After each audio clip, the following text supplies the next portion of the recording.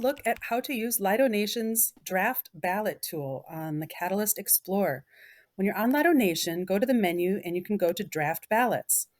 If you're not already logged into this site, you'll be prompted to log in so that you can save your draft ballot. Once you're signed in, go to draft ballots and create a new draft ballot. The default will be the current fund, Fund 11. You can rename your ballot if you want to.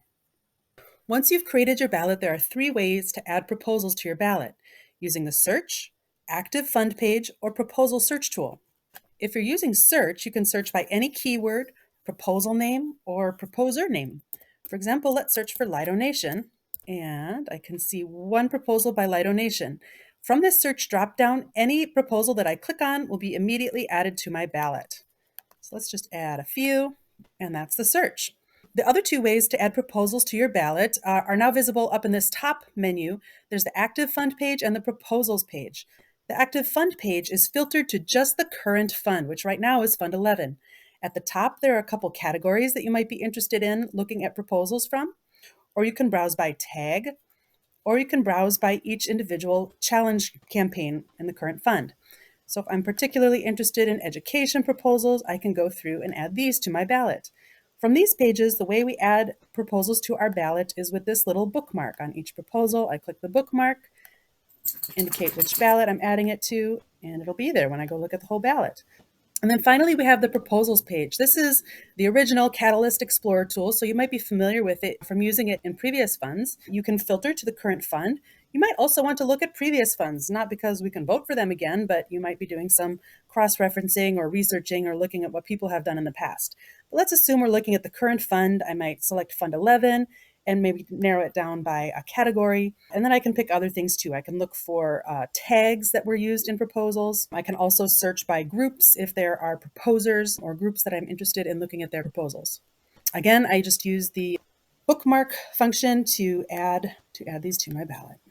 Once you've added some proposals to your ballot, the final step is to indicate your voting intent. Adding proposals to your ballot doesn't necessarily indicate that you're planning to vote yes for that proposal. It just means you want to put it on your ballot and mark your intent as to vote yes or to abstain. So when I'm ready to indicate my voting intent, I'll go to my draft ballots and open it. Here I'll see everything that I've added to my draft ballot grouped by campaign. So here's the Cardano Open Ecosystem non-technical campaign with everything I've added to it, and so on going down the list. Now I need to indicate my voting intent. You see, I've already done this with a couple of these, but for each one, I need to indicate my yes vote, or the thumbs down will indicate an abstain vote. As I update these votes, we'll see that the pie chart starts to fill up, indicating how much of the campaign budget my votes are accounting for. The most effective way to vote with your ADA is to vote for as many proposals as you are interested in, using up the entire campaign budget for each campaign. That way, you're not leaving any of your voting power on the table. Once you've filled up your pie chart for all your campaigns, or really whenever you're ready to share or use this ballot, you can use the Share Ballot page to look at a summary of your ballot. This page now shows kind of a summary view of all of our votes grouped by campaign. If I want to share this on social media or with a group of friends, I can just copy this URL and share it with them, and they can come check out my draft ballot.